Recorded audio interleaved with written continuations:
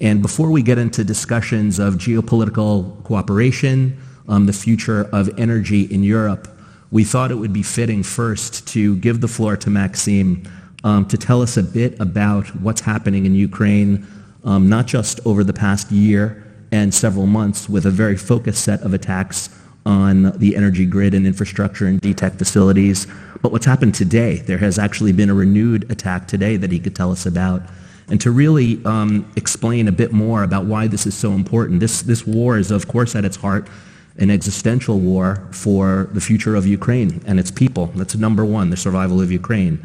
But it's also an energy war. And DTEK is on the front lines of that conflict. And many of you here very closely involved in the energy industry for your entire careers. In my recent memory, I can't remember an infrastructure, a grid, a tactic that a malefactor is using to try and usurp a populace. And DTEK is doing fantastic work to protect the facilities that have been targeted by Russian drones and missiles. Your teams are scrambling to repair the damage, and many have lost their lives in the effort to keep the lights on in the Ukraine. So Maxim, please do tell us, how is the Ukraine grid, how is DTEK, how is your team holding up, and what has happened today? Thank you. Thank you for invitation, and thank you for opportunity to speak about Ukraine. One of the central topics of discussions is energy crisis, and energy crisis is different for Ukrainians and different for European people. For European people, this crisis probably reflected in household bills and price of electricity payment. For Ukrainians, it's how many hours a day they can have electricity supply, or how many hours a day they spend in bomb shelters without electricity, or how they can plan the following week, understanding either they go to work or stay at home because there is no electricity at companies they operate. And it's all about energy war. Energy war started by Putin, started many years ago. Started it from blackmailing European companies, European world in gas prices. In our case, the story about gas prices was the existential crisis for many years, and we were the first who were shouting and saying loudly that Putin is using energy as a weapon. Unfortunately, we've not been heard for many years. Finally, we all realized that this is reality. But now, Putin converted this energy economic war into real destruction of energy infrastructure in our country. Started from October this year.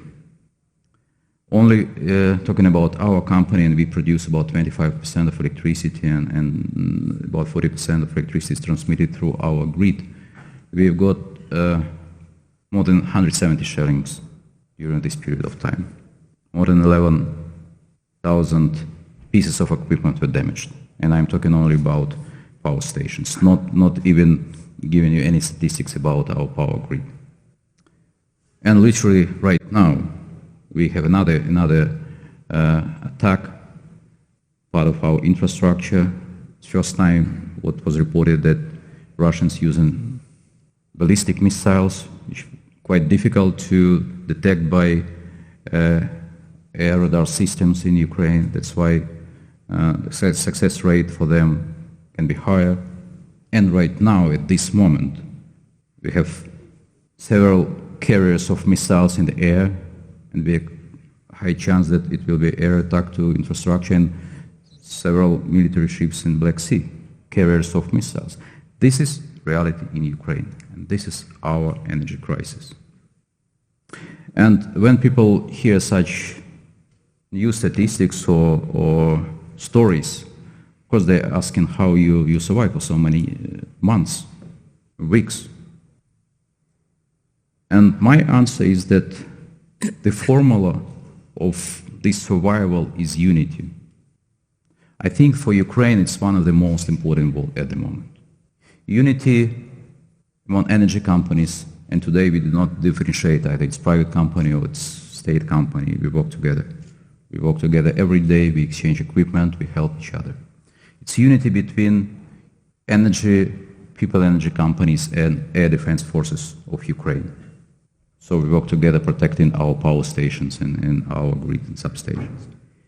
It's unity of Ukraine and the whole civilized world with all support we are getting every day.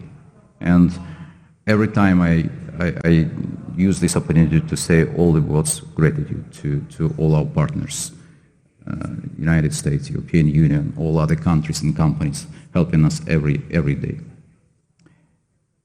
And another formula of this success, that after each attack we become stronger because we understand tactics of Russians, we know how to defend ourselves, we become more creative, we do everything that every attack have low impact, and thanks to our air defense forces and this steep learning curve in energy industry, we are half through the winter season, and I'm more than confident. And basically that confidence was 3 months ago when we've been asked either we can survive this winter season.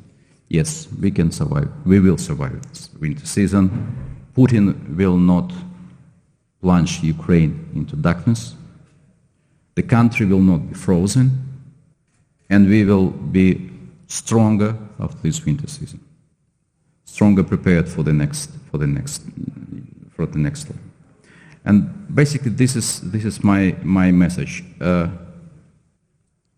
5-6 million people in Ukraine every day disconnected from electricity supply.